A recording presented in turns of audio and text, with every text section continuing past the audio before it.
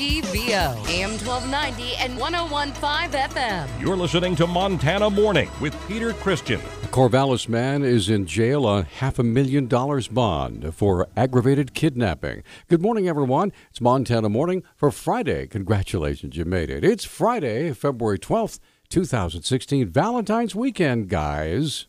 Right now we have 35 degrees. It's been raining overnight. Roads are bare and wet throughout western Montana. Our newscast this morning, sponsored by Bulls Eyewear, where they offer some of the lowest prices in town on contact lenses. See Lynette at Bulls Eyewear at 2910 South Reserve. Our top story this morning, 49-year-old Kevin Frost is in the Ravalli County Jail this morning after appearing in justice court yesterday. He's been charged with aggravated kidnapping and the early morning abduction of his estranged wife. Ravalli County Attorney Bill Fulbright said Sherry Frost's terrifying ordeal began early Tuesday morning. Mr. Frost laid in wait for his estranged wife on her way to work, ended up forcibly kidnapping her, using first her vehicle to drive to a spot where he had secluded another vehicle that he was using. Fulbright said Ravalli County Sheriff Chris Hoffman issued a missing or endangered persons alert, and a search was instituted by several agencies, including Two Bear Air from Whitefish. The actual moment of kidnapping was witnessed from a distance, so immediately, people knew that something was going on that was amiss, and that led to kind of a day-long investigation until he showed up at the sheriff's office and surrendered. Prosecutors asked for $1 million bail, but his bail was set at $500,000. If Frost does post bond, GPS monitoring will be required. He may have no contact with the victim or the couple's 16-year-old son. He'll be appearing in district court in about 3 weeks. The death of a Fargo, North Dakota police officer in the line of duty has shaken the city. It's North Dakota's largest city. 33-year-old officer Jason Moser died yesterday of a gunshot wound suffered while responding to a domestic disturbance.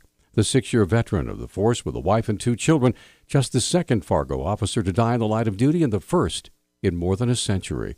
Fargo Mayor Tim Mahoney said in a statement the city was, quote, profoundly saddened, end quote, by the death of Moser, who won a Silver Star commendation after he and another officer were credited with risking their lives in 2011 to rescue 2 children from an apartment fire. Late Thursday, hundreds gathered for a candlelight vigil in his honor. In 2014, 3 North Star vending booths were shut down at the Western Montana Fair after large quantities of meat were found that had not been refrigerated for multiple days. Since then, the Missoula City County Health Department has been monitoring the vendors, and according to Fairgrounds Director Todd Garrett, they'll be back serving food in 2016. In 2014, some of their food vendors did not pass the health inspection, and our health department worked with them to provide some corrective things that they could do. They satisfied our health department, and in 2015 put on a fantastic carnival with no issues. Then they were allowed to come back again. North Star will be the vendor again this year. Vendors at the fair usually sign up for 3-year contracts with possible extensions. This year, the fair will consider new contracts for 2017. They've been out here since at least 2013, 14, 15, and then they'll be out here again in 2016. This spring, we'll be doing requests for proposals for both the stock and carnival contracts. Both of those are coming up, and so we'll be doing requests for proposals again for both carnival and stock contracts later on this spring. New rules were instituted after the 2014 incident with North Star, including a training class requirement for food vendor workers and a required health department inspection, which will be performed this year as well. The aldermen in the town of Browning, Montana, voted 2-1 to begin disincorporating the town, but the vote failed because they needed 3 yes votes. Lee Newspapers reports one alderman did not attend Wednesday's meeting. If there had been a tie vote, Mayor Willie Morris would have broken it in favor of disincorporation, and the residents would have been asked to vote on the matter. Alderman Terry Bremner said the town has no money and no way to bring in any revenue. The town blames its financial difficulties on the Blackfeet tribe and the dispute over management of a water system. The tribe says the town owes it money, and it is responsible for its own poor fiscal management. Under state law, a town can also be disincorporated if its governing body ceases to exist or if it fails to function for 2 years. Con artists will use any heartless method to separate people from their money, but in past years they've had some help from a company called MoneyGram.